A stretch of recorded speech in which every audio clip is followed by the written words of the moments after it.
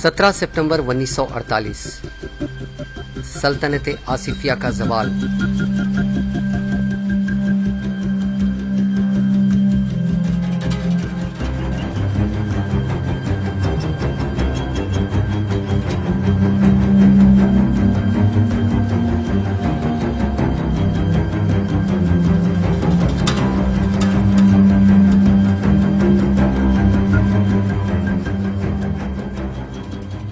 रियासत हैदराबाद में हर तरफ अफरा तफरी का आलम है। हिंदुस्तानी फौज दारुल हुकूमत हैदराबाद में दाखिल हो चुकी है। मुल्क के दीगर रजवाड़े जहां पुरअमन अंदाज में हिंदुस्तान में जम हो चुके हैं, वहीं उस वक्त की सबसे बड़ी रियासत की हस्ती मिटाने लाखों मासूमों का खून बहाया गया। रियासत हैदराबाद के सभी सरहदी इलाकों में एक क़यामत बपा थी। चुन चुन कर मुसलमानों का कत्लेआम किया गया। ख़वातीन की असमतें लूटी, जायदादों पर कब्जे किए गए और बच्चों से बूढ़ों तक सभी इस जुल्म का शिकार हुए।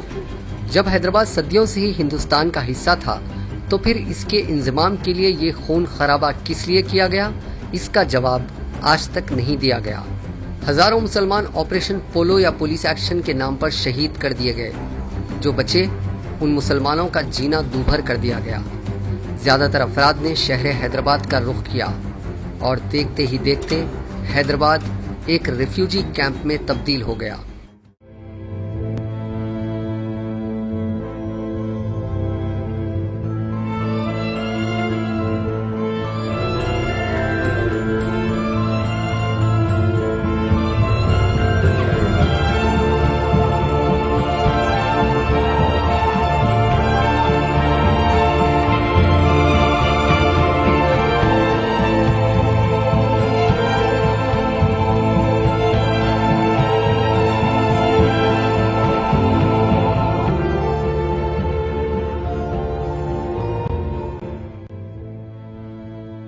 लेकिन जुल्म का ये सिलसिला जल्द नहीं थमा।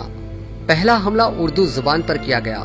एक ही रोज में यानी 18 सितंबर 1948 को उर्दू रियासत हैदराबाद की सरकारी जुबान नहीं रही। मुस्लिम सरकारी मुलाजिमीन से रजाकार न होने का सदाकतनामा लाने के लिए कहा गया।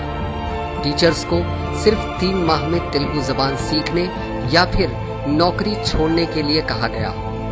वसी पैमाने पर मुसलमान सरकारी नौकरियों से बर्खास्त किए गए।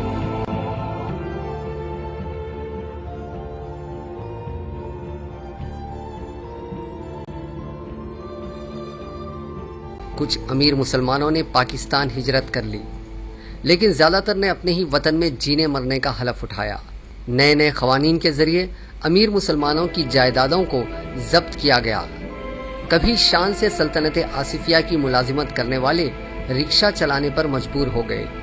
एक सर्वे के मुताबिक उस वक्त रिक्शा चलाने वाले करीब 40% अफराद साबिक में सल्तनत आसिफिया के मुलाजिम रह चुके थे, जिन्हें पुलिस एक्शन के बाद किसी न किसी बहाने नौकरी से निकाला गया।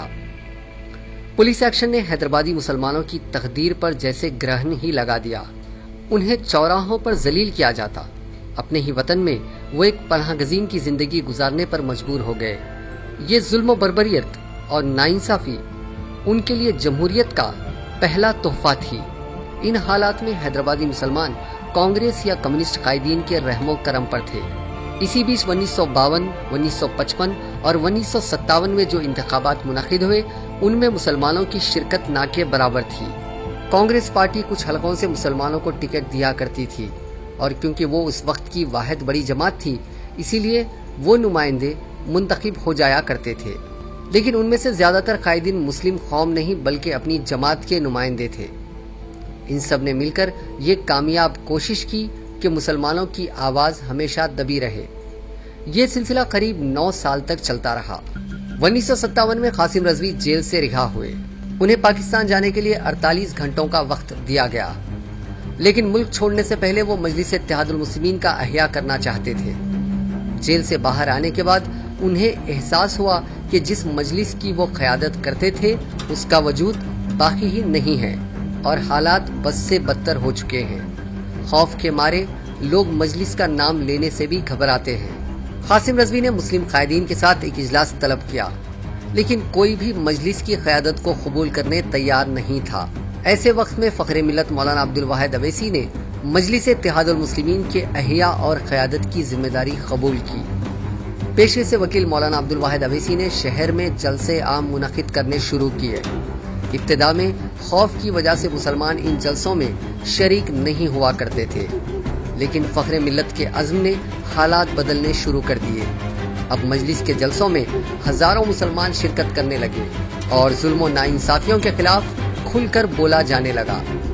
अवाम में बढ़ती मकबूलियत के पेश नज़र अब्दुल वाहिद अवैसी ने इंतखाबी सियासत में हिस्सा लेने का फैसला किया। ये एक ऐसा फैसला था जिसने हैदराबादी मुसलमानों के मुस्तकबिल को रोशन बनाने में बुनियादी पत्थर का काम किया। 2 मार्च 1958 फ़ख्र मिल्लत ने ऐलान किया कि दस्तूर हिंद की रोशनी में मजलिस अब कुल हिंद मजलिस इत्तेहाद उल मुस्लिमीन कहलाएगी और वो इंतखाबात में हिस्सा लेगी। जहां आम मुसलमानों ने इस ऐलान का खैर मकदम किया, वहीं कांग्रेस को ये बात बहुत बुरी लगी। मुसलमानों को एक सियासी क़ुव्वत बनाने के अज़्म के लिए मौलाना अब्दुल वाहिद अवैसी को सजा देने का फैसला किया गया। 14 सितंबर 1958 को मौलाना अब्दुल वाहिद अवैसी को गिरफ्तार कर लिया जाता है। उन्हें चंचलगुड़ा जेल में महरूस रखा जाता है। बिना किसी जुर्म या इल्जाम के वो 11 महीनों तक वहां कैद रहते हैं। उस वक्त के वजीर आजम पंडित जवाहरलाल नेहरू उन्हें मरकजी वजारत की पेशकश करते हैं, लेकिन फ़ख्र मिल्लत ना ही कैदोबंद की सुबतों से घबराते हैं और ना ही मरकजी वजारत का लालच उन्हें अपने अज़्म से मुतज़ल्ज़िल करता है।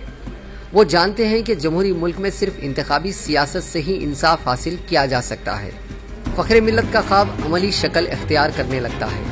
1960 में बल्दिया के इंतखाबात मुनक़िद होते हैं और हैदराबाद म्यूनसिपल कॉरपोरेशन की 30 में से 19 सीटों पर मजलिस का कब्जा हो जाता है। सुल्तान सलाहुद्दीन अवैसी भी अपने सियासी करियर की शुरुआत इन्हीं इंतखाबात से करते हैं। वो मल्लापल्ली की सीट से कांग्रेस उम्मीदवार MM हाशिम को शिकस्त देते हुए कामयाब होते हैं। अरे गौर करो, अरे ये गौर करो कि ताकत किसके पास है।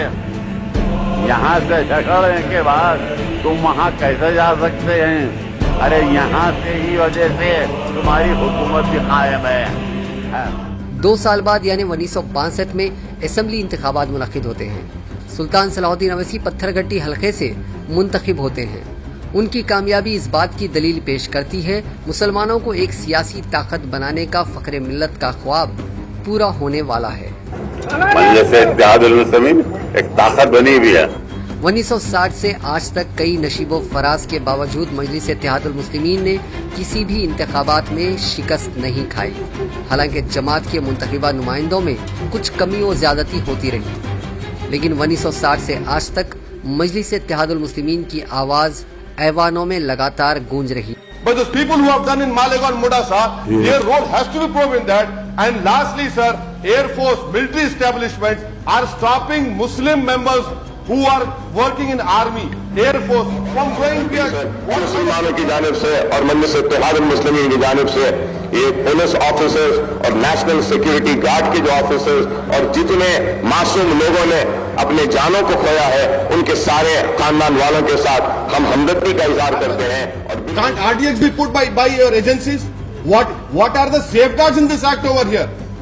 You sir, please sir, आपसे मेहरबानी करूंगा सर, अगर आप बैठ जाओ तो बैठ जाऊंगा सर। नहीं, ये हमारे जिंदगी और मौत की बात है। जितना हम देखिए सर, मुसलमानों का कोई लीडर नहीं है। मुसलमानों के लीडर तो ये लोग हैं, हम इनको वोट डाल दिया है। मैं तो लीडर नहीं हूं ना, मैं किसको बोलूंगा फिर मेरी बात? मेरे आंखों में आंसू है, वो आंखों में आंसू आपको नहीं दिखाई दे रहे, मुझे दिखाई दे रहे, तो कम से कम 2 मिनट बोलने दीजिए सर। एक सियासी ताकत क्या कर सकती है, उसका पहला नमूना 1960 के बल्दी इंतखाबात के बाद मजलिस इत्तेहाद उल मुस्लिमीन ने पेश किया। मजलिस ने बल्दिया में एक करारदाद लाते हुए साइकिल रिक्शा और साइकिल्स पर आए टैक्स को बर्खास्त करने का ऐलान किया। इस कदम से शहर के हजारों गुरबा, खासकर मुसलमानों को फायदा पहुंचा। मौलाना अब्दुल वाहिद अवैसी के एक ख्वाब ने हैदराबादी मुसलमानों में एक जोश फूंका, जिसके दम पर वो मुश्किल से मुश्किल हालात से मुकाबला करने के काबिल बन गए। फ़ख्र मिल्लत ने अल्लामा इकबाल के शेर को अमली जामा पहनाया कि उठ कि अब बज़्मे जहां का और ही अंदाज है, मशरिक़ व मगरिब में तेरे दौर का आगाज है।